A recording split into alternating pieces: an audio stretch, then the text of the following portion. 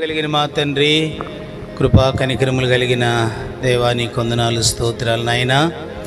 నీ మహాప్రేమ కరుణ వాత్సల్యతలను బట్టి ఇదిగో ప్రభువా యొక్క ఉదయకాలం పరిశుద్ధ ఆదివారం పండుగ దినం మీ నామాన్ని స్తుతిస్తున్నాను. 150వ కీర్తనలో నుండి మీరు మాతో మాట్లాడుతూ వచ్చిన మీ లేఖన సత్యములను బట్టి వందనాలు. దేవుని యెహోవాను స్తుతించుడి, ఆయన పరిశుద్ధాలయమందు ఆయనను స్తుతించమన్నావు. ఆలయము పరిశుద్ధమైనది, దేవుడు పరిశుద్ధుడే కనుక నాయనా మిమ్మల్ని స్తుతిస్తున్నాను. శరీరముతో ఉన్న మమ్ములను ఆలయాలుగా మీరు మార్చినందుకు స్తోత్రాలు. మీ దేహము దేవుని వలన మీకు అనుగ్రహించబడి మీలో ఉన్న పరిశుద్ధాత్మక ఆలయమని మీరు ఎరుగరా? మీరు మీ సొత్తుకారని మీరు మాతో మాట్లాడినందుకు వందనాలు. ఒకప్పుడు లోకానికి మేము నిలయం, చీకటికి మా హృదయం నిలయం. ఈరోజు దేవుని వాక్యానికి, దేవుని ఆత్మకు మమ్మలను మీరు మా హృదయాలను సిద్ధపరిచినందుకు స్తోత్రాలు. రెండవదిగా ఆయన బలమును పరాక్రమమును బట్టి స్తుతించమన్నావు. సకల ప్రాణులు యెహోవాను స్తుతించమని చెప్పారు. నాయనా నీకు వందనాలు నాయనా. నా ప్రభువా, నా తండ్రి, ఒకప్పుడు మా ప్రాణము చేదుతో మారాలాంటి జీవితముతో మేము నిండుకొన్న వారం. ఈరోజు మా ప్రాణములను మధురంగా మార్చి ప్రభువును ఆరాధించే వారిగా చేసినందుకు వందనాలు. ఐగుప్తులో మా స్థితి మారా నాయనా, నా తను మీరు మమ్మల్ని బయటికి తీసుకొచ్చినాక మధురంగా మార్చావు. అందును బట్టి స్తుతిస్తున్నాను. నా రక్షణ కొరకు, మా రక్షణ కొరకు కలువరి సిలువలో మీరు కార్చిన ప్రశస్త రక్తమును బట్టి వందనాలు. మా కొరకు, నా కొరకు చనిపోయి సమాధి చేయబడి తిరిగి లేచారు. సొగసును స్వరూపాన్ని కోల్పోయారు. నీ వాణిగా మమ్మలను చేసుకున్నటకు మీరు గాయపరచబడ్డారు, తిరిగి లేచారు, మరలా తిరిగి రాబోతున్నారు. ఇటు గొప్ప దేవునికి ఏమి రుణం తీర్చుకోలేనయ్యా. నన్ను నేను తగ్గించుకుంటూ మీ నామాన్ని హెచ్చిస్తూ మా ప్రభువును ప్రియ రక్షకుడైన యేసు క్రీస్తు నామములో స్తుతి ఆరాధన సమర్పిస్తున్నాను తండ్రి, ఆమేన్.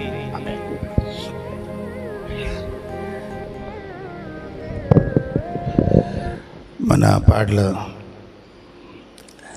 తీసుకో. 199 పాట సంఖ్య 199. సౌండ్ తగ్గించమ్మా. పాట సంఖ్య 199. నీతో గడిపే ప్రతి క్షణము ఆనంద బాష్పాలు ఆగవయ్య. ఇది చూడు, ఇది గుయ్యేస్తుంది. ఇది ఆపేసావా? నీతో గడిపే ప్రతి క్షణము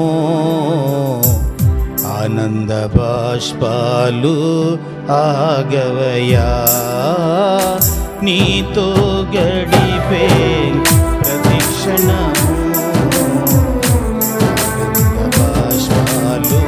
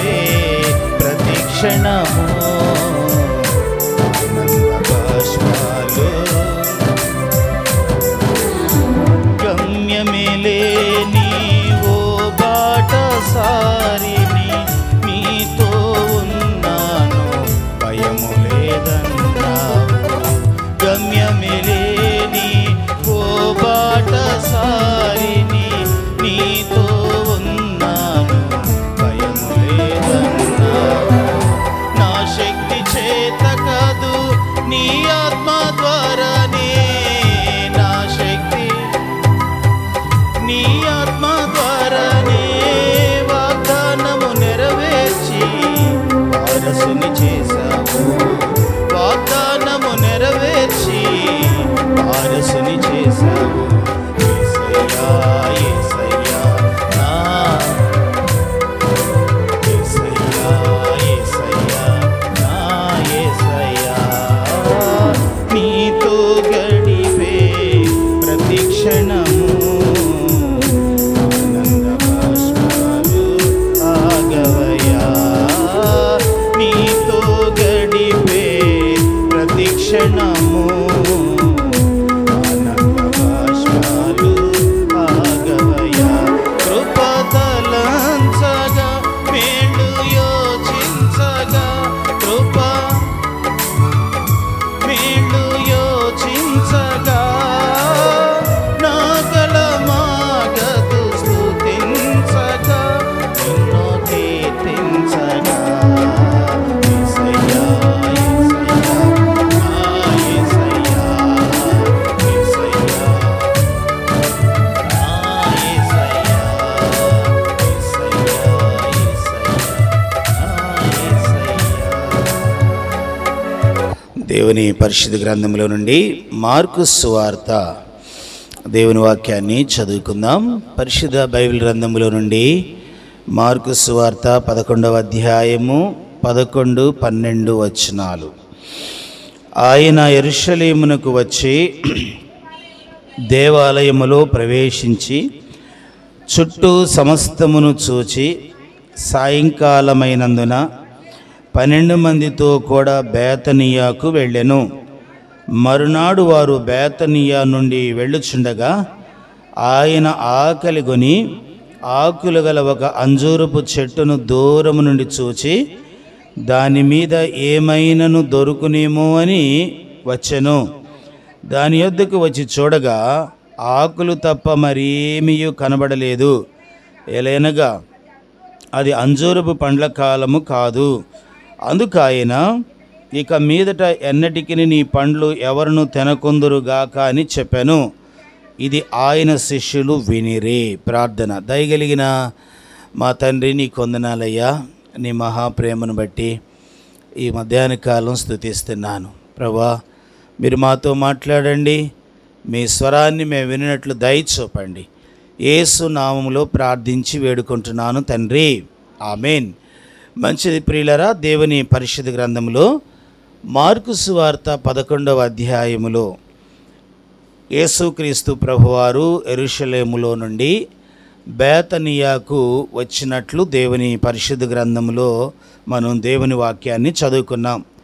యేసుక్రీస్తు ప్రభువారు సంఘ సువార్త నిమిత్తమై అనేకులను రక్షణలోకి నడిపించుట కొరకు, దేవుని యొక్క దైవత్వాన్ని ప్రజలకు అర్థం చేయుట కొరకు, నశించిన మానవుణ్ణి రక్షించుట కొరకు, అప్పటి వరకు నామకార్థంగా నులివెచ్చగా ఆచారాల్లో పాతుకుపోయిన వారిని హెచ్చరించుట కొరకు పలు ప్రాంతాలకు ఆయన వెళ్ళినట్లు లేఖనాలు మనకు తెలియజేస్తూ ఉన్నాయి.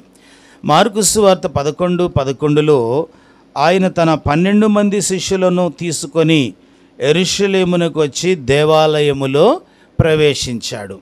ఆ తరువాత 12వ వచనములో మరునాడు బేతనియా నుండి వెళ్ళుచుండగా ఆయన ఆకలిగొని ఆకులు గల ఒక అంజూరపు చెట్టును దూరము నుండి చూచి దాని మీద ఏమైనా దొరుకునేమో అని వచ్చెను.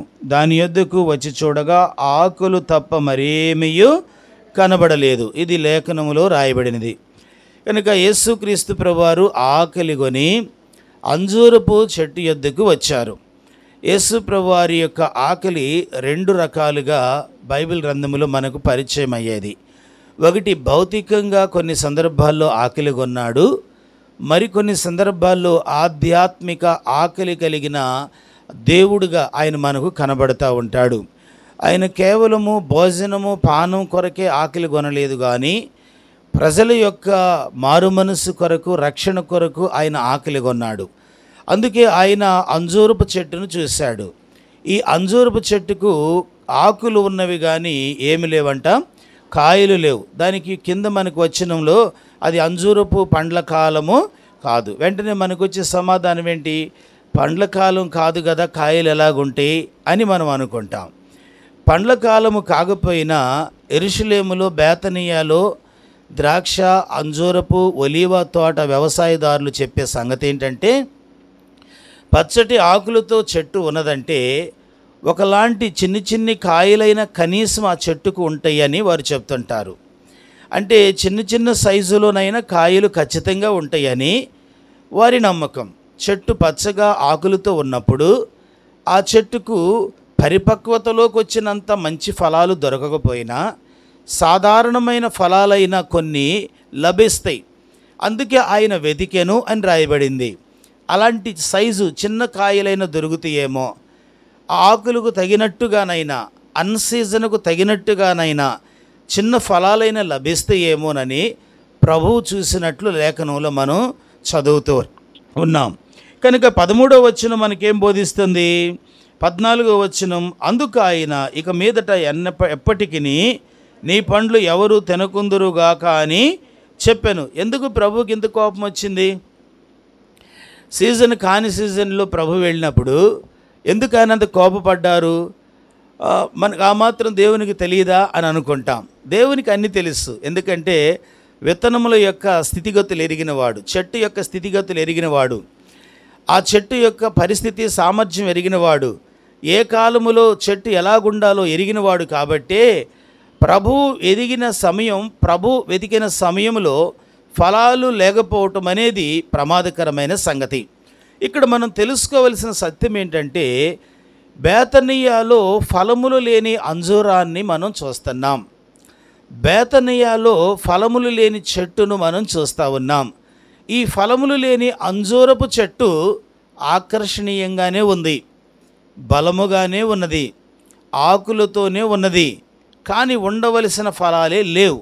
ఇది ఇశ్రాయేలు యొక్క జీవితాలకు సాదృశ్యం. ఇశ్రాయేలు ప్రజలు ఎలాగున్నారు? బలముగా ఉన్నారు, సామాజికంగా బలంగా ఉన్నారు, ఆర్థికంగా బలంగా ఉన్నారు. ఏమండి, మరి వ్యవసాయములో బలవంతులుగా ఉన్నారు, సంపాదనలో బలవంతులుగా ఉన్నారు. కానీ దేవుడు వెతికిన ఫలాలు లేని బలహీనులు, దేవుడు కోరుకునే ఫలాలు ఇవ్వలేని అంజూరపు చెట్టు లాంటి వారు. ఈ అంజూరపు ఆకులు వారి ఆచారాలకు సాదృశ్యం. పచ్చగానే ఉన్న ఆచారాలకి ఏం తక్కువ లేవు సుమా.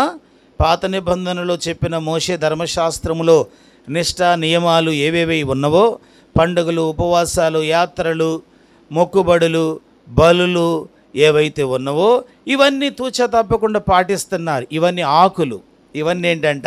ఆకులు. కనుక ఆచారాలన్నీ ఆకులకు సంకేతం. కానీ ఆత్మ సంబంధముగా దేవుడు కోరుకునే ఫలాలు వారిలో లేవు.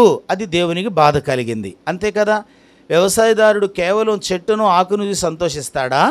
కాయలు చూసినప్పుడు కదా ఆయన సంతోషించేది. యోహాను సువార్త 15వ అధ్యాయం మనకేం బోధిస్తుంది? నాలో ఫలించకపోతే మీరేమైపోతారు? మీరు పారవేయబడతారు, నరికివేయబడతారు, అది వ్యర్థముగా అగ్నిలో కాలిపోతుంది అని వాక్యములో మనం చదువుతూ ఉన్నాం. కనుక ఇశ్రాయేలు ప్రజలు ఎలాగున్నారు? ఫలాలు లేని స్థితిలో, ఫలములు లేని జీవితాన్ని వారు జీవిస్తున్నట్లు దేవుని యొక్క వాక్యములో ప్రియులారా రాయబడి ఉన్నది. ప్రతి విశ్వాసి ఖచ్చితంగా ఫలించాలి. సర్వసాధారణంగా మనము అనుకునే ఫలాలు కంటే దేవుడు అనుకునే ఫలాలు మనలో ఉండటం అనేది గొప్ప విషయం. అర్థమైందా? మనము ఏ విషయములో సక్సెస్ అయ్యాం అనుకుంటున్నామో అందులో కంటే కూడా దేవుడు ఏ విషయంలో మనము సక్సెస్ఫుల్గా కొనసాగాలని అనుకున్నాడో అందులో మనం జీవించటం 100% జీవితాన్ని ఆశీర్వాదకరంగా జీవించటం అంటారు. గలతీ పత్రిక 5:22లో ఒక అద్భుతమైన ఫలాన్ని గూర్చి పౌలు రాశాడు. అక్కడేమంటాడు? అయితే ఆత్మ ఫలమేమనగా అన్నాడు. అయితే ఆత్మ ఫలమేమనగా. కనుక ఫలములు ఆత్మ సంబంధమైనవై ఉండాలి. అక్కడ ప్రేమ, సంతోషము, సమాధానము, దీర్ఘశాంతము, దయాళుత్వము, మంచితనము, విశ్వాసము, సాత్వికము, ఆశా నిగ్రహము. కనుక ఇవన్నీ కూడా ఆత్మ సంబంధమైన ఫలములో భాగాలే. కనుక మన జీవితాల్లో ఈ లక్షణాలు కలిగిన అంజూరపు చెట్టులాగా, ఈ లక్షణాలు కలిగిన విశ్వాసిగా ప్రియులారా మనం ఎదుగుతూ ఉండాలి. ఇది ఎంతో మనకు ఆశీర్వాదకరమైన సంగతి. గమనించండి, కనుక ఫలభరితమైన స్థితిలో ఉండవలసిన అంజూరం, కనీసము కొన్ని ఫలాలైనా ఉండవలసిన ఈ అంజూరం కేవలము ఆకులతోనే ఉన్నది. ఈరోజు దేవుని బిడ్డగా ప్రార్థన చేసుకునే ముందు కేవలము ఆకులు కలిగిన చెట్టు లాగే ఒకవేళ మనం ఉంటే మించిపోయిందేమీ లేదు, ఫలముల కొరకు ప్రభువుని అడగాలి. ప్రభువా, నేను కూడా ఫలభరితమైన వ్యక్తిగా ఉండాలయ్యా. ఇప్పటి వరకు ఏదో కాండములాగా ఎదుగుతూ వచ్చాను, ఆకులు ఆచారాలు కలిగిన వ్యక్తిగా ఎదుగుతూ వచ్చాను, కానీ లోపల హృదయములో ఫలములు లేని వ్యక్తిగానే ఉన్నాను. ఒకవేళ ప్రభు ఈరోజే వచ్చి మనలను అంజూరపు చెట్టును వెతికినట్టే నిన్ను నన్ను వెతికితే, ఒకవేళ ఇలాగే ఉంటే పరిస్థితి ఏంటి? ఇలాగే ఉంటే మనము ఎలాగూ దేవుని రాజ్యంలోకి వెళ్ళగలుగుతాం? ఎలాగూ దేవుని బహుమానాన్ని పొందగలుగుతాం? కనుక దేవుని బిడ్డలుగా మన జీవితాల్లో ఫలభరితమైన అంజూరపు చెట్టులాగా మనం మారటం అనేది ప్రియులారా మనకు అవసరం. చూడండి, ఒక వ్యక్తి ఫలభరితమైన వ్యక్తిగా ఉండాలంటే 3 ప్రాముఖ్యమైన అనుభవాలు కలిగి జీవించాలి. రండి, కీర్తనల గ్రంథం, పరిశుద్ధ బైబిల్ గ్రంథములో నుండి ఈరోజు చివరి కీర్తన ధ్యానించుకున్నాం కదూ. మొదటి కీర్తనలోకి రండి. పరిశుద్ధ గ్రంథములో నుండి మొదటి కీర్తన, పరిశుద్ధ బైబిల్ గ్రంథములో నుండి మొదటి కీర్తన 3వ వచనాన్ని చదువుదాం. 3వ వచనం, అతడు నీటి కాలువల యోరన నాటబడినదై ఆకు వాడక తన కాలమందు ఫలమిచ్చు చెట్టు వలె. కనుక ఎవరిలాగుంటారో మనం 3 విషయాలు నేర్చుకుంటాం. గమనించారా? ఈ బైబిల్ గ్రంథములో 3వ వచనం, అతడు నీటి కాలువల యోరను నాటబడినదై ఆకు వాడక తన కాలమందు. ఆకులిచ్చే చెట్ట, ఫలమిచ్చే చెట్ట? చెప్పండి. ఆకులు ఫలములు కలిగిన చెట్టు. మనము కేవలము అంజూరపు చెట్టుకు ఆకులు ఉన్నట్టుగా ఉండకూడదు. అది కేవలము కొంత మట్టుకు మాత్రమే నీవు దేవుణ్ణి అర్థం చేసుకున్నట్టు, కొంత మట్టుకు మాత్రమే క్రమానికి నీవు విధేయత చూపినట్టు, కొంత మట్టుకు మాత్రమే దేవుణ్ణి నీవు గణపరుస్తూ ఉన్నట్టు. 100% నీవు ఫలభరితమైన వ్యక్తిగా ఉండాలంటే 3 విషయాలు. మొదటి విషయం, ఇదే మొదటి కీర్తన 1వ వచనం చదవండి. దుష్టుల ఆలోచన చొప్పున నడువక అన్నాడు. మొదటిగా ఆలోచన, దుష్టుల ఆలోచన చొప్పున ఏం చేయకూడదంట? నడువక. ఒక వ్యక్తి ప్రియులారా ఫలభరితమైన వ్యక్తిగా జీవించాలంటే ఎవరి ఆలోచన పడితే వారి ఆలోచనను తీసుకొని దాన్ని బట్టి నీవు ముందుకు వెళ్ళకూడదు. మరి ముఖ్యంగా దుష్టుల ఆలోచన, నీతిమంతుల ఆలోచన, ఈ రెండిటికి వ్యత్యాసాన్ని నీవు గమనించే వ్యక్తిగా ఉండాలి. నీతిమంతులైన వారు, నీ ఆత్మీయ సోదరిగా ఉన్నవారు, నీ ఆత్మీయ సహోదరుడిగా ఉన్నవారు, నీ కొరకు ప్రార్థించే దైవజనులు కావచ్చు, లేక నీ కొరకు వెల చెల్లించే తల్లిదండ్రులు కావచ్చు. మంచివారి ఆలోచన నీకెప్పుడు మంచే, కానీ దుష్టుల ఆలోచన ఉంటుంది, వారి ఆలోచన ప్రమాదకరం. కనుక ఆలోచనను సరిచేసుకునే విశ్వాసులుగా ఉండాలి. ఆలోచన విషయంలో జాగ్రత్త కలిగిన వాళ్ళగా ఉండాలి. ఎందుకు ఆలోచన విషయంలో జాగ్రత్తగా ఉండాలి? ఆలోచన తలలోనే కదా కలుగుతుంది. ఈ తలలో నుండి ఆలోచన పుడతా ఉంటుంది. ఈ ఆలోచన బ్రెయిన్ ఏదైతే ఆలోచిస్తుందో దాన్ని నీ చేతులు చేయమని చెప్తుంది, కాళ్ళను నడవమని చెప్తుంది, నోరును మాట్లాడమని చెప్తుంది, కళ్ళను చూడమని చెప్తుంది. ఏవండి, ఈ శరీరంలో ఉన్న ప్రతి ఆర్గన్, ప్రతి అవయవం పరిగెత్తాలన్నా, పని చేయాలన్నా, సంపాదించాలన్నా, లేకపోతే మరి ఇంకేది చేయాలన్నా కూడా ఈ ఆలోచన అనేది మనలను కొనసాగిస్తూ ఉంది. ఒకవేళ ఈ ఆలోచన దుష్టుల ఆలోచన అయితే, ఈ ఆలోచన నీ నష్టమును కోరుకునే వారి ఆలోచన అయితే, ఈ ఆలోచన నిన్ను ఆత్మీయంగా దారి తప్పించే వాళ్ళ ఆలోచన అయితే అది ఎంత ప్రమాదం. అందుకే దేవుని సేవకుడు దావీదు మహారాజు చెప్తున్నాడు, దుష్టుల ఆలోచన చొప్పున నీవు నడువక. కనుక మన వ్యక్తిగత జీవితంలో మంచి ఆలోచన తీసుకోవటం నేర్చుకోవాలి.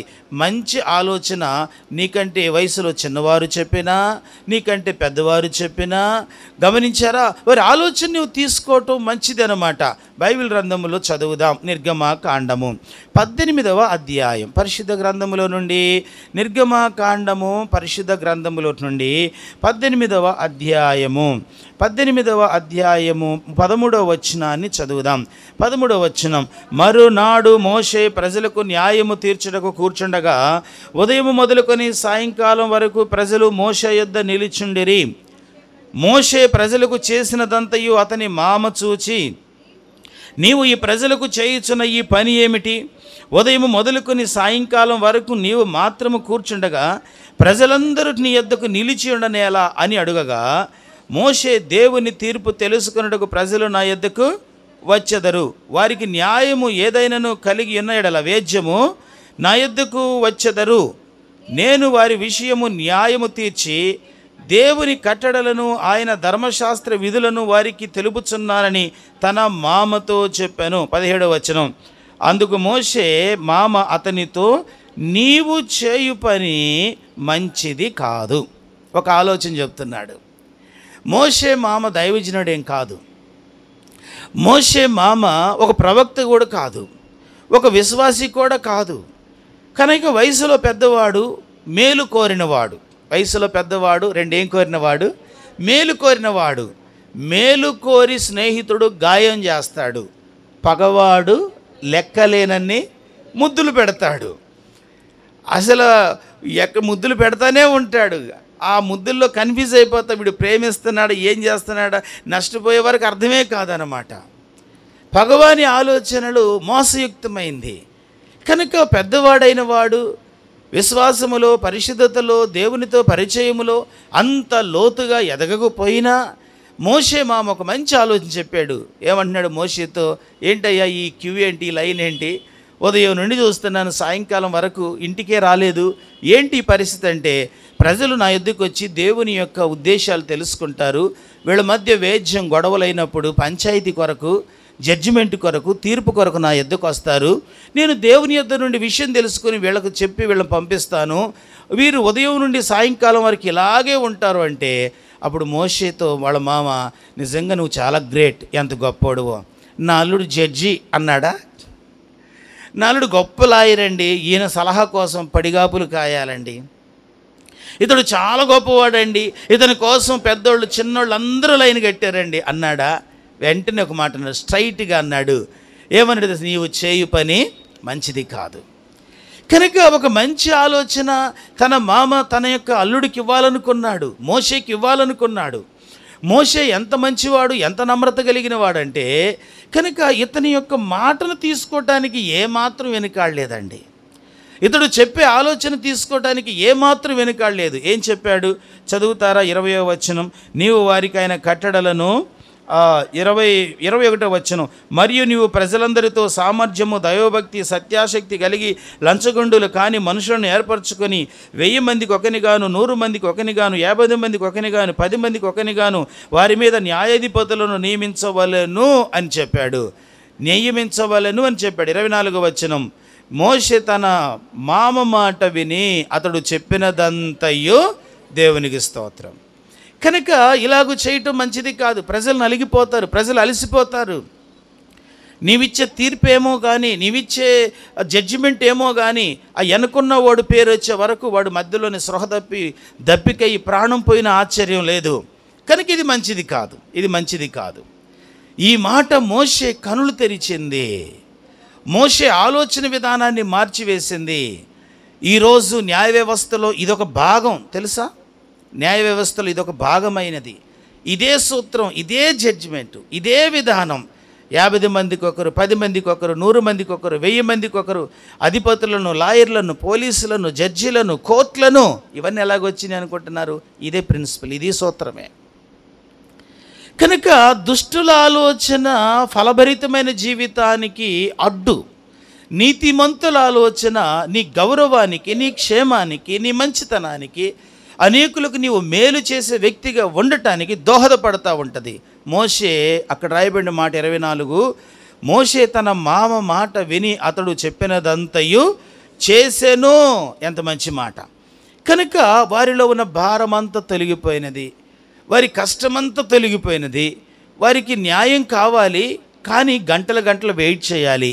ఇప్పుడు గంటల గంటలు కనిపెట్టాల్సిన పని లేదు. పని భారము తగ్గినది, తొందరగా పరిష్కారం దొరుకున్నది. ఈరోజు దేవుని బిడ్డలుగా మన జీవితాల్లో కూడా మంచి ఆలోచన నీ భారాన్ని తగ్గిస్తుంది. మంచి ఆలోచన నిన్ను గందరగోళంలోకి తీసుకెళ్ళదు, నీకు ప్రశాంతతను అనుగ్రహించింది. మంచి ఆలోచన నీ శరీరమునకు, నీ ఆత్మకు ప్రయోజనకరమై ఉంటుంది. నీవు తీసుకునే ఆలోచన లేక బయట నుండి నీకు లోకం ఇచ్చే ఆలోచన నీ శరీరమునకు నష్టం కలిగిస్తే, నీ ఆత్మీయ జీవితానికి నష్టం కలిగిస్తే అది దుష్టుల ఆలోచన అని వెంటనే నీవు పసిగట్టాలి. కనుక ఒక వ్యక్తి ఫలభరితమైన వ్యక్తిగా ఉండాలంటే అతడు దుష్టుల ఆలోచన చొప్పున ఏం చేయకూడదు? నడవక. దుష్టుల ఆలోచన చొప్పున నడవక.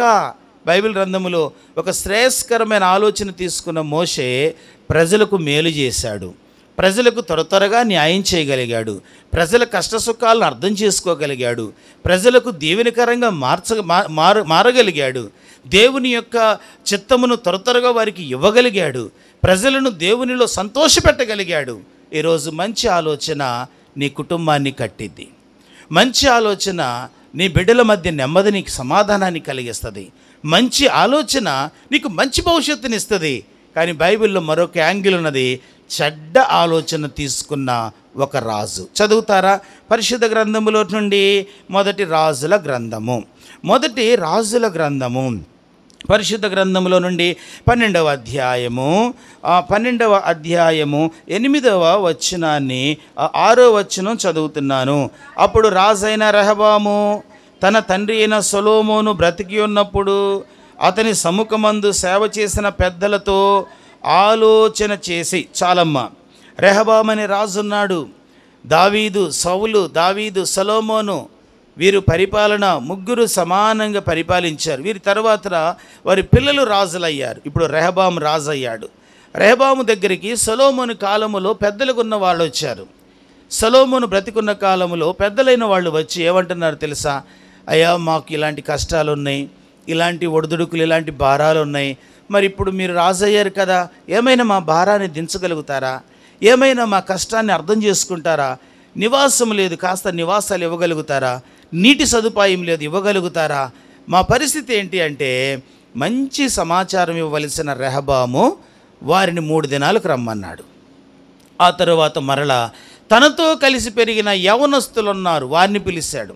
వాళ్ళని అడిగాడు, మీరేమంటారు ఇలా ప్రజలు వచ్చారంటే వాళ్ళు ఒక ఆలోచన చెప్పారు. వాళ్ళు ఏమన్నారు తెలుసా? మా నాన్న యొక్క నడుము కంటే నా చిటికిన వేలు బరువే ఎక్కువ, ఇది చెప్పు అన్నారు. ఏమన్నారు? ఇప్పుడు బరువు పెంచాడా తగ్గించాడా? వాళ్ళ నాన్నగారి యొక్క నడుము భారము కంటే నా చిటికిన వేలే బరువుగా ఉంటుందంటే మా నాన్నగారు ఒకవేళ మిమ్మల్ని ఎట్లా పరిపాలించాడో అని మీరు అనుకుంటున్నారో, ఏ శ్రమ ఉందని మీరు అనుకున్నారో దాని అనేక రెట్లు నేను ఎక్కువ చేస్తాను. కనుక వీరు సలహా ఇచ్చారు. పెద్దవాళ్ళు సలహా ఇచ్చారు, వాళ్ళు వెళ్ళిపోయారు. చిన్నవాళ్ళు వచ్చారు, సలహా ఇచ్చారు, వీళ్ళు వెళ్ళిపోయారు. 3 దినాలైంది, మనుషులందరూ వచ్చారు. రాజుగారు నమస్కారం అండి, ఏం చెప్పాలనుకుంటున్నారు? మా పరిస్థితి ఏంటి? పరిస్థితులు బాగలేదు, రాజ్యంలో పిల్లజాలలు, అనారోగ్య ఇబ్బందులు, పంటలు లేని పరిస్థితి, మా జీవితాలు ఏంటంటే ఆయన అంటున్నాడు, మీకేం పర్వాలేదు, నేను దేవుణ్ణి ఎరిగిన రాజును, నా తండ్రి దేవుణ్ణి కలిగిన రాజు, మనము దేవుని ప్రజలం, మనకు ఎలాంటి శ్రమ ఉండదు, మనకు మంచి పరిపాలన అందిస్తాను అనలేకపోయాడు. ఏం చెప్పాడు చెప్పండి? ఏం చెప్పాడు? తన తండ్రి కాలములో ఉన్న పెద్దలు చెప్పిన మంచి ఆలోచనను పక్కకు తోసి తనతో పెరిగిన యవనస్తుల ఆలోచన తీసుకొని ప్రజల హృదయాలను గాయం చేశాడు. ప్రజల హృదయాలను గాయం చేశాడు. వారు కోపంతో వెళ్ళిపోయారు, విసురుకుంటూ వెళ్ళిపోయారు. వాళ్ళు ఏమన్నారో తెలుసా? 12వ అధ్యాయము 16వ వచనం. కాబట్టి ఇశ్రాయేలు వారందరూ రాజు తమ విన్నపములు వినలేదని తెలుసుకొని రాజుకి లాగు ప్రత్యుత్తరం ఇచ్చిరి. దావీదులో మాకు భాగమేది? యెషయా కుమారుని యందు మాకు స్వాస్థ్యము లేదు. ఇశ్రాయేలులారా, మీ గుడారములకు పోవుడి. దావీదు సంతతి వారులారా, మీరు వారిని మీరే చూసుకునడని చెప్పి ఇశ్రాయేలు వారు తమ గుడారములకు, ఐక్యంగా ఉన్న ప్రజలు, సమాధానంగా ఉన్న ప్రజలు 2గా విడిపోయారు. అప్పుడు వారు కన్నులదమ్ములుగా బ్రతికిన వారు ఇద్దరు శత్రువులు అయిపోయారు. సంతోషంగా బ్రతుకుతున్న వారు సమాధానం లేకుండా మారిపోయారు. ఒకరిని చూస్తే ఒకరు కొట్టాలి తిట్టాలి అన్నట్టుగా తయారైపోయారు. అందరినీ చంపుకుంటున్నారు, కొట్టుకుంటున్నారు. నేటికి వారి మధ్య ఘర్షణ పెరుగుతూనే ఉంది. 19వ వచనం, ఈ ప్రకారము ఇజ్రాయేలు వారు నేటి వరకు జరుగుతున్నట్లు దావీదు సంతతి మీద ఏం చేశారంట? తిరుగుబాటు. దావీదు సంతతి మీద ఎందుకు ఇజ్రాయేల్ తిరుగుబాటు చేశారంటే, ఒకప్పుడు ఇతడు తీసుకున్న చెడ్డ ఆలోచన తరతరాలకు శాపం అయిపోయింది. తరతరాలకు అది పగగా మారిపోయినది. తరతరాలకు గొడవలకు కారణమైనది. ఈరోజు దేవుని బిడ్డగా మన జీవితాల్లో ఒక విశ్వాసిగా మంచి ఆలోచన ఏంటి, చెడ్డ ఆలోచన ఏంటి గ్రహించుకునే ఆత్మీయత ఉండాలి. కనుక ఆత్మ సంబంధమైన ఆలోచన వినిన మోషే ప్రజలకు మేలు చేశాడు. ఆత్మ సంబంధమైన ఆలోచన తీసుకున్న మోషే ప్రజలకు నెమ్మదికి కారణకుడయ్యాడు. ప్రజలకు దీవెనకరంగా మారాడు. కానీ చెడ్డ ఆలోచన తీసుకున్న రెహబాము గొడవలకు, హత్యలకు, కుటుంబాల చీలికలకు, సమాధానం లేకుండా పోవటానికి, గందరగోళంగా మారటానికి కారకుడైపోయాడు. నీవు మోషేలాగుంటున్నావా, రెహబాములాగుంటున్నావా? మోషేలాగా మంచి ఆలోచన తీసుకునే వ్యక్తిగా జీవించు. దేవుని వాక్యపు ఆలోచన, దైవజనుల యొక్క ఆలోచన, దేవుడు నీతో మాట్లాడుతూ ఉండగా, దేవ గ్రంథము ప్రతి నిత్యము నిన్ను దర్శిస్తూ ఉండగా, పాపమును గూర్చి, నీతిని గూర్చి, తీర్పును గూర్చి, సత్యమును గూర్చి, వెలుగు చీకటలను గూర్చి, స్నేహ సంబంధమైన వాటిని గూర్చి, భయభక్తులతో కూడిన విషయాలు మాట్లాడుతూ ఉండగా నీ హృదయంలోకి తీసుకోవటానికి నీవు ప్రయత్నించాలి. లేకపోతే చెట్టు ఉంటుంది కానీ ఫలాలు ఉండవు. చెట్టు నిండా ఆకులు ఉంటాయి, ఆచార సంబంధమైన అన్ని వ్యవహారాలు జరుగుతూ ఉంటాయి, కానీ ఫలాలు ఉండవు. ఫలాలు లేని చెట్టును చూసి ప్రభు నవ్వాడా, ఏడ్చాడా? దుఃఖపడ్డాడు, కోపపడ్డాడు. ఇకెన్నడూ నీవు ఫలము కాయవు అని చెప్పాడు. అది సాదృశ్యమైన చెట్టు. ఈరోజు ప్రాక్టికల్గా నీవు నేను ఆ చెట్టులాగా ఉండకూడదు. ఈరోజు నీవు నేను ఫలభరితమైన వారిగా ఉండాలి. కనుక ఫలభరితమైన వారిగా ఉండాలంటే మొదటి అనుభవం ఏంటంటే చెప్పండి, మనము మేలుకరమైన ఆలోచన కలిగిన వారిగా ఉండాలి. నీ ఆలోచన నీ కుటుంబానికి, నీ బిడ్డలకు, నీ భర్తకు, లేక నీ భార్యకు, నీ ఇంటి వారికి అది దీవెన తెచ్చేదిగా ఉండాలి. సంఘమునకు ప్రయోజనకరంగా ఉండాలి. చదువుతారా రోమిలకు రాసిన పత్రిక, పరిశుద్ధ గ్రంథములో నుండి అపోస్తలుడైన పౌలు రోమిలకు రాసిన పత్రిక 12వ అధ్యాయము 17వ వచనాన్ని చదువుదాం. అపోస్తలుడైన పౌలు రోమిలకు రాసిన పత్రిక 12వ అధ్యాయము 17వ వచనం చదువుమ. కీడునకు ప్రతి కీడెవనికిని చేయవద్దు, మనుషులందరి దృష్టికి యోగ్యమైన వాటిని గూర్చి ఆలోచన కలిగియుండుడి. మనుషులందరి దృష్టికి ఎలాగుండాలంట? యోగ్యము మంచిది, మంచి ఆలోచన కలిగి. పౌలు క్రొత్త నిబంధన సంఘానికి రాస్తున్నాడు. ఎవరికి వారు గొప్పని, ఎవరికి వారు తక్కువని, ఎవరికి వారు మీరు కించపరుచుకుంటూ, కీసులాడుకుంటూ, దెబ్బలాడుకుంటూ, కుటుంబాల్లో నెమ్మది లేక, సంఘములో నెమ్మది లేక, స్నేహితుల మధ్య నెమ్మది లేక నువ్వు జీవించవద్దు. అందరికీ మేలుకరమైన ఆలోచన, అందరికీ దీవెనకరమైన ఆలోచన విశ్వాసిగా నీవు నేను కలిగి ఉండాలి.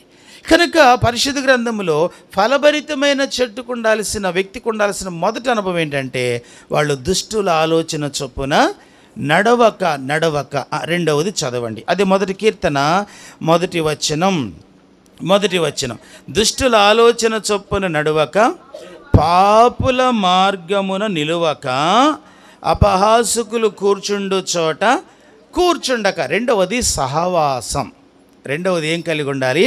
సహవాసం. దైవజనుడు చెప్తున్నాడు, మొదట దుష్టుల ఆలోచనకు దూరంగా ఉండు, వారి ఆలోచన నువ్వు తీసుకొనే కూడదు. రెండవదిగా అపహాసుకులు కూర్చుండు చోట వాళ్ళతో నీవు కూర్చోవద్దు, వాళ్ళతో సహవాసం చేయవద్దు. కొందరికి అపహాసుకుల మధ్య కాలక్షేపం జరుగుతుంటుంది కదా. నీతిమంతులతో వాళ్ళకి స్నేహం ఉండదు, ప్రార్థనాపరులతో స్నేహం ఉండదు, విశ్వాసులతో పెద్దగా స్నేహం ఉండదు. ఒకవేళ పొరపాటున కలిస్తే బాగున్నారా, praise Lord sister, praise Lord అంతటితో ముగించుకుంటారు. కానీ అపహాసకులు ఉంటారే, వాళ్ళతో గంటల సమయాన్ని హెచ్చిస్తూ ఉంటారు. ఏ కారణమైన కావచ్చు. కానీ బైబిల్ ఏం చెప్తుంది? నీవు ఫలభరితమైన చెట్టుగా ఉండాలంటే అపహాసకులు కూర్చుండు చోట కూర్చుండక. అపహాసకుడు తన పొరపాట్లు గుర్తించడు, ఎదుటివాని తప్పులు వెతుకుతూ తిరుగుతూ ఉంటాడు. లోకమంతటిని వాడు విమర్శిస్తాడు, కానీ తనను తాను విమర్శించుకొని సరి చేసుకోవటానికి ఇష్టపడడు. తన తప్పుల విషయమై, తన పాపముల విషయమై తనకు ఏమాత్రం పశ్చాత్తాపం కలగదు. లోకమును అతడు నిజంగా వ్యర్థమైన ఆలోచనతో చూస్తూ ఉంటాడు. అలాంటి వారి స్నేహము విశ్వాసికి ప్రమాదం. కనుక అపహాసకులు కూర్చుండు చోట నీవు ఏం చేయకూడదంట, నీవు కూర్చుండక అంటున్నాడు. ఇశ్రాయేలు ప్రజలకు దేవుడు పదే పదే చెప్పిన విషయం ఏంటంటే, మీరు కానానులోకి వెళుతున్నారు, అక్కడ ఇలాంటి మనుషులు ఉన్నారు, వాళ్ళతో మీరు స్నేహం చేయవద్దు.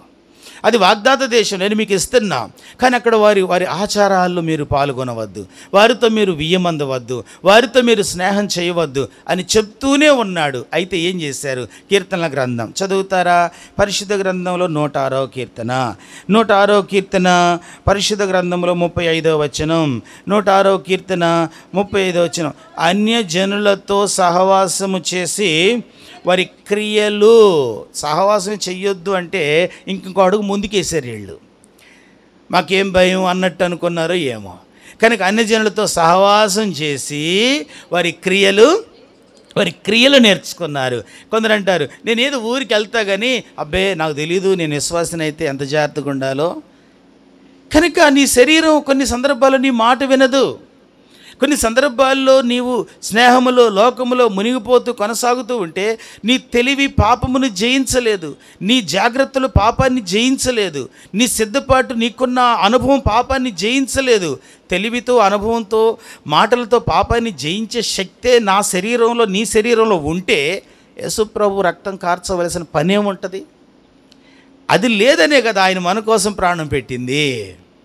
కనుక దేవుని వాక్యం చెప్తుంది, మీరు అన్ని జనులతో సహవాసం చేయొద్దు, దుష్టుల ఆలోచన చొప్పున నడవక, పాపుల మార్గమున నిలువక, అపహాసకులు కూర్చుండు చోట కూర్చుండవద్దురా బాబు అంటే వీళ్ళు ఏకంగా అన్యజనులతో సహవాసము చేసి వారి క్రియలు నేర్చుకున్నారు. అప్పుడప్పుడు మన పిల్లలకి మనం నేర్పిన మాటలు వస్తూ ఉంటాయి, మనం ఆశ్చర్యపోతాం కదా.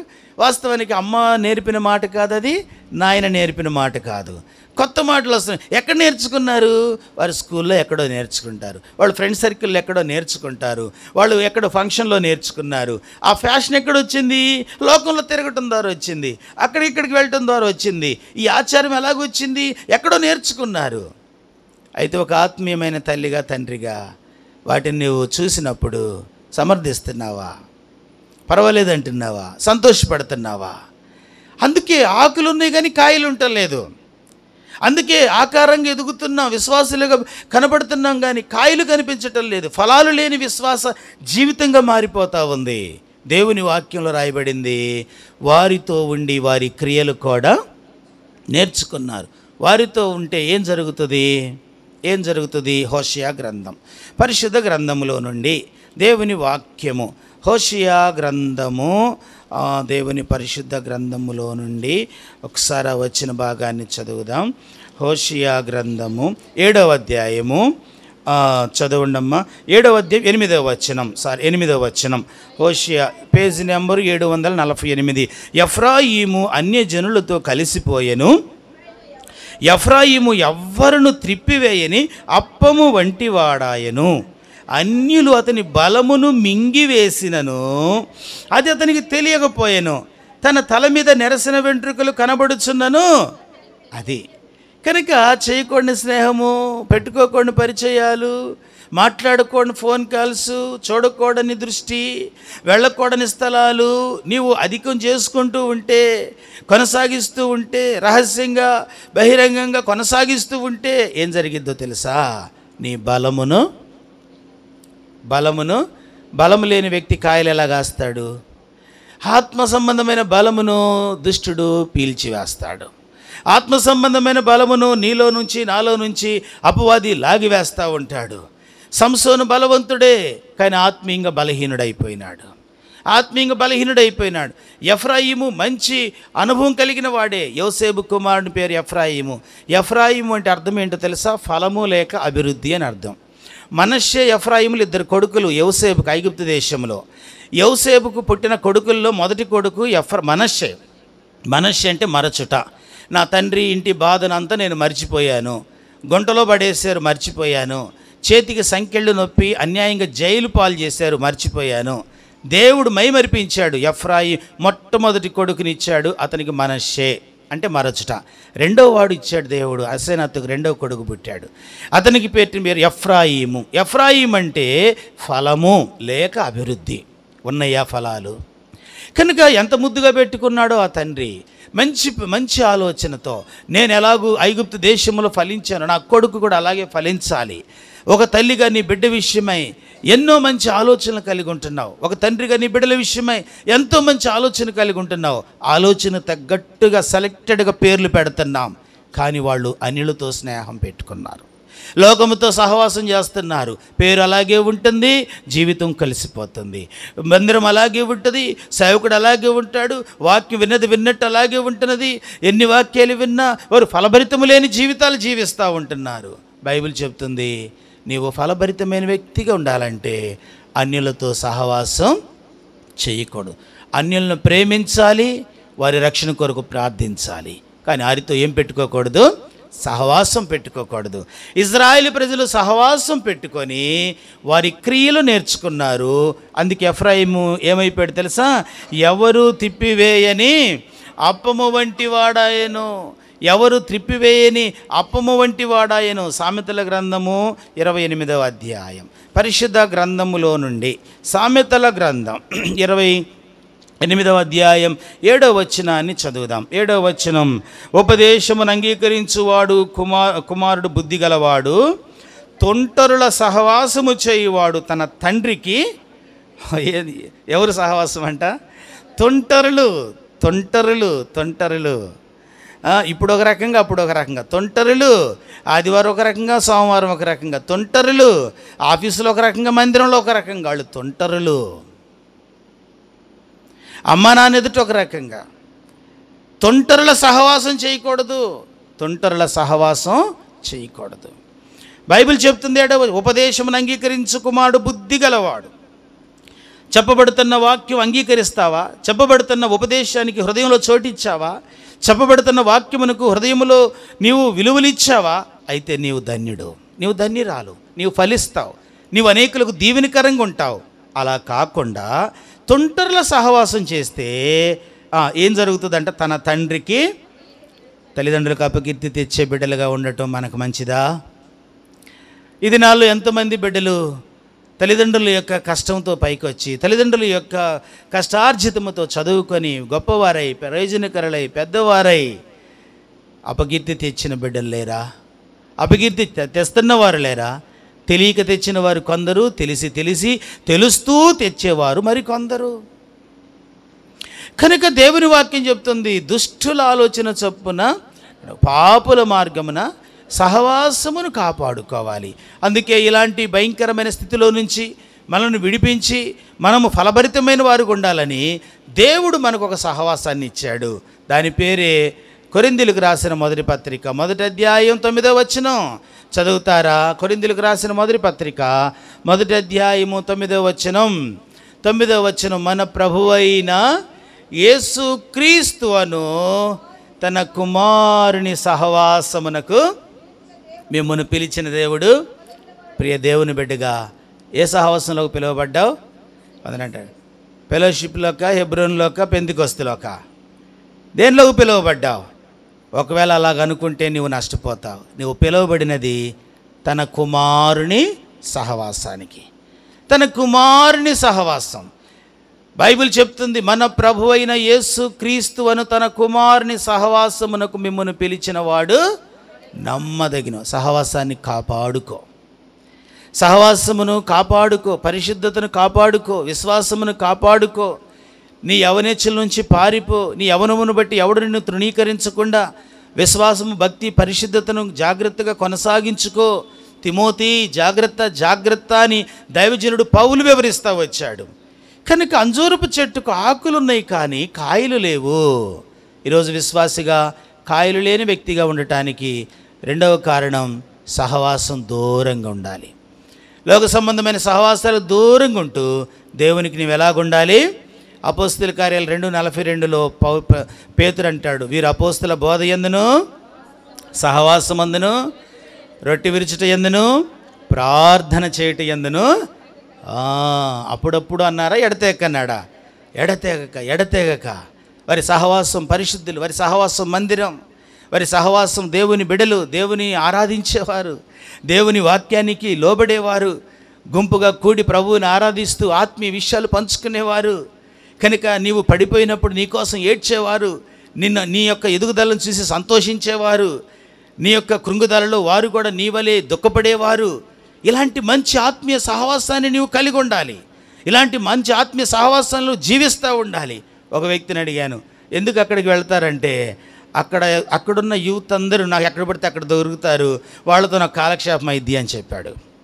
ఆ సంఘంలో ఉన్న యూత్ అంతా ఎక్కడికి పడితే అక్కడ నాకు కనబడతారు, వాళ్ళతో నాకు ఫుల్ కాలక్షేపం జరుగుతుంటుంది అని చెప్పాడు. ఎంత అజ్ఞానం! ఇదేనా దేవుడు చెప్పిన సహవాసం? ఇదేనా దేవుడు నేర్పిన విధానం? అందుకే బేతనీయాలో అంజూరపు చెట్టు ఉన్నది కానీ కాయలు లేవు. బేతనీయాలో చెట్టు ఉన్నది కానీ కాయలు లేని స్థితి. ఇది రెండవ అనుభవం. ఫలభరితమైన జీవితం జీవించాలంటే దుష్టుల ఆలోచన కాదు, మంచి ఆలోచన తీసుకున్న మోషేలాగా ఉండు. రెండవది, ఫలభరితమైన వ్యక్తిగా ఉండాలంటే ఎఫ్రాయిము వలె అన్యజనులతో స్నేహం కాదు, పరిశుద్ధులతో సహవాసం కలిగిన వ్యక్తిగా.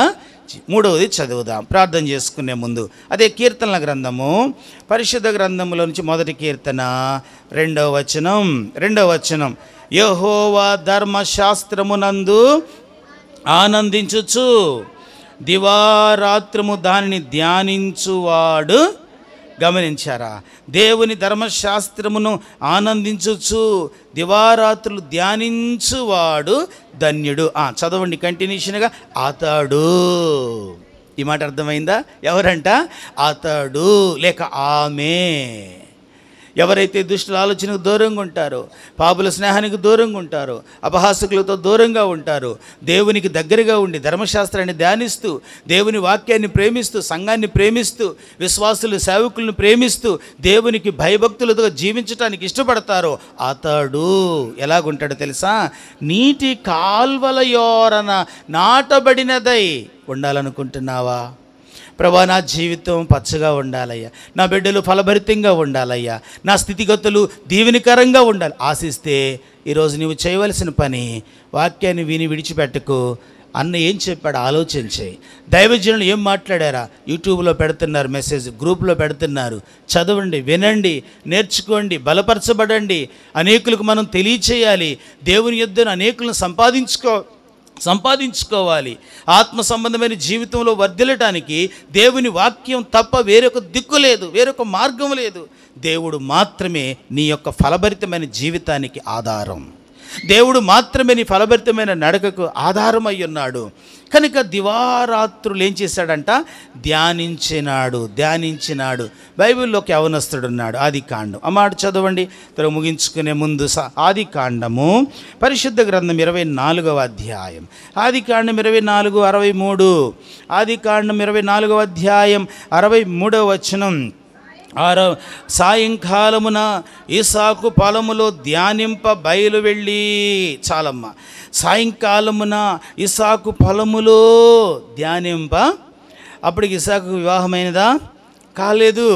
వివాహము కాని యవనస్తుడు ఎక్కడికి వెళ్ళాలి? అబ్రహాముకు బోళ్ళెంత పనోళ్ళు ఉన్నారు. వెండి బంగారాలకు కొదువు లేదు, దాసదాసీలకు కొదువు లేదు.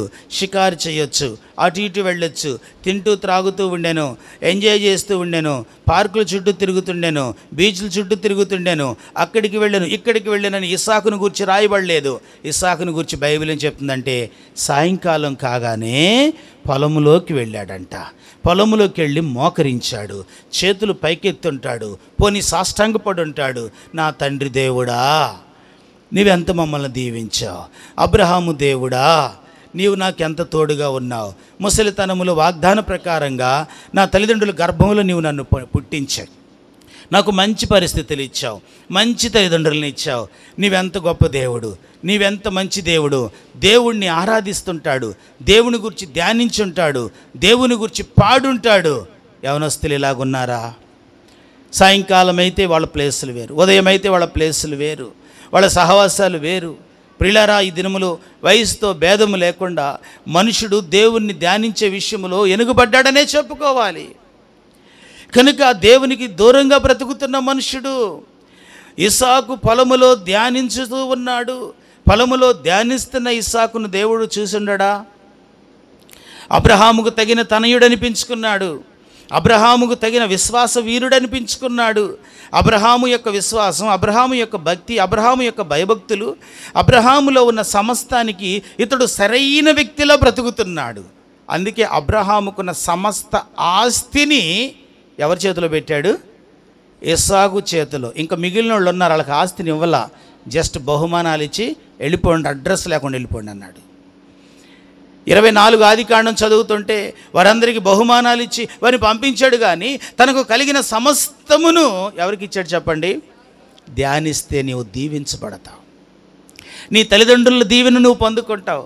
నీ తల్లిదండ్రుల కష్టాన్ని నువ్వు పొందుకుంటావు. నీ తల్లిదండ్రుల ప్రార్థన ఆశీర్వాదాన్ని నువ్వు పొందుకుంటావు. దైవ ఆశీర్వాదాలు నువ్వు అనుభవించగలుగుతావు. దేవుని వాక్యం చెప్తుంది పరిశుద్ధ గ్రంథంలో, అతడు ఫలభరితమైన వ్యక్తిగా ఇస్సాకు ఎదుగుతూ వచ్చాడు. చదువుతారా? ఆదికాండము 26వ అధ్యాయం. ఆదికాండం 26వ అధ్యాయం 12వ వచనం.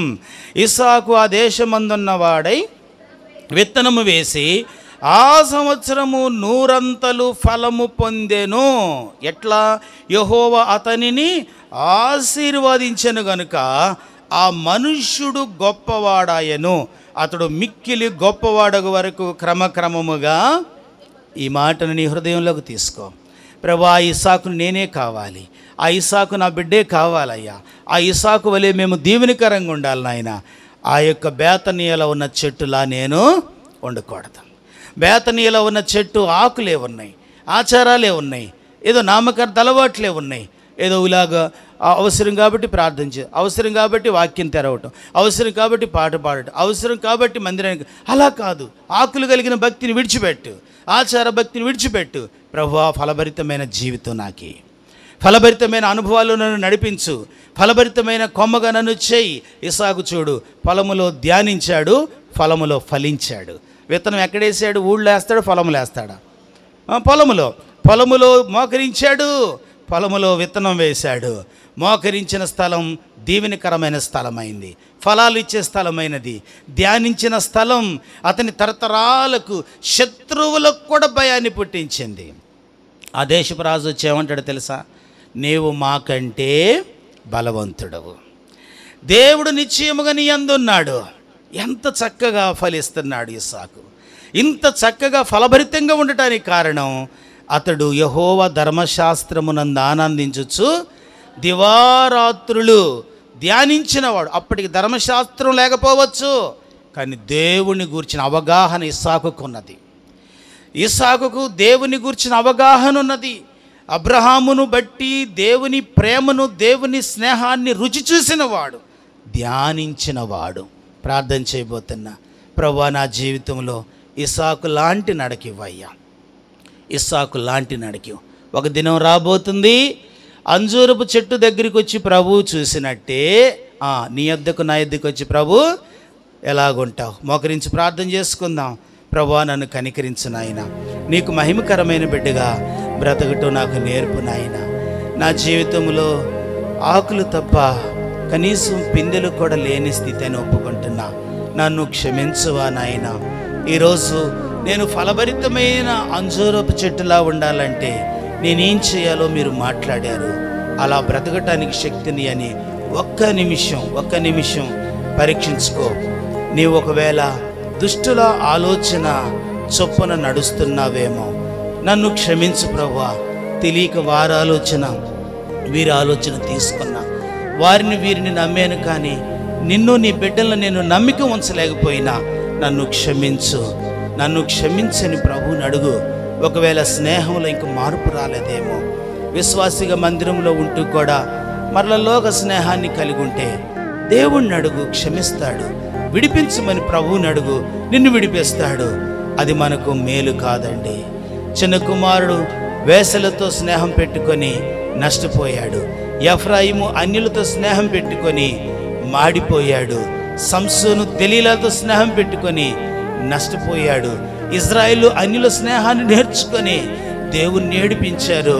ఈరోజు నువ్వు ఏ స్నేహాన్ని కలిగి ఉన్నావు? ఎలాంటి స్నేహంలో బ్రతుకుతున్నావు? యవనస్తుడు అని, యవనస్తురాలు అని, చదువుకున్నానని, తెలివి ఉన్నదిలేనని, బలమున్నదనని చెప్పి నీకు నచ్చిన స్నేహాన్ని కోరుకుంటున్నావా? నీకు నచ్చిన వాటిని సెలెక్ట్ చేసుకుంటున్నావా? నీకు నచ్చిన వాటి వెంట పరిగెత్తుతున్నావా? నీవు ఫలభరితంగా ఉండాలని లేదా? దేవుడు అంటున్నాడు, నీవు దుష్టులతో, పాపులతో స్నేహానికి దూరంగా ఉండమని దేవుని వాక్యం చెబుతుంది. మూడవదిగా, ధ్యానించే వ్యక్తిగా మారు. ధ్యానించే వ్యక్తిగా మారు.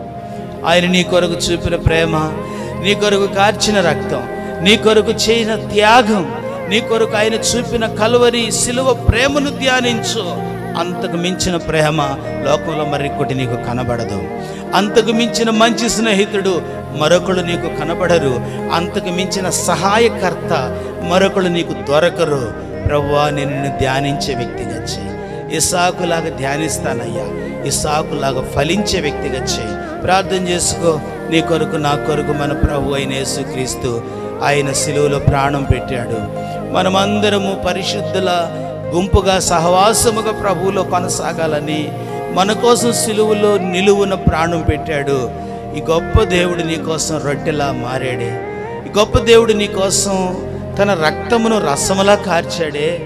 ఈయన గూర్చి నీవు ధ్యానించవా? ఈయన గూర్చి నీవు ఆలోచించవా? ఈయన ప్రేమ ప్రకారంగా నీవు జీవించడానికి నేర్చుకోవా? ప్రభువా, నన్ను కనికరించు, నీ కోసం బ్రతుకుతా, నన్ను ఒక ఇస్సాకులాగా చేయి, నన్ను ఒక ఇస్సాకులాగా మార్చు. ప్రార్థన చేసుకో. దేవుడు అలాంటి కృపను దేవుడు మనకు, మన బిడ్డలకు, సంఘ బిడ్డలకు అనుగ్రహించినట్లు, ఈ వర్తమానం వింటున్న అనేకులకు దేవుడు అనుగ్రహించినట్లు ప్రార్థన చేసుకుందాం, పరీక్షించుకుందాం. అట్టి కృప పరిశుద్ధాత్మ దేవుడు మనకు అనుగ్రహించినట్లు మోకరించండి.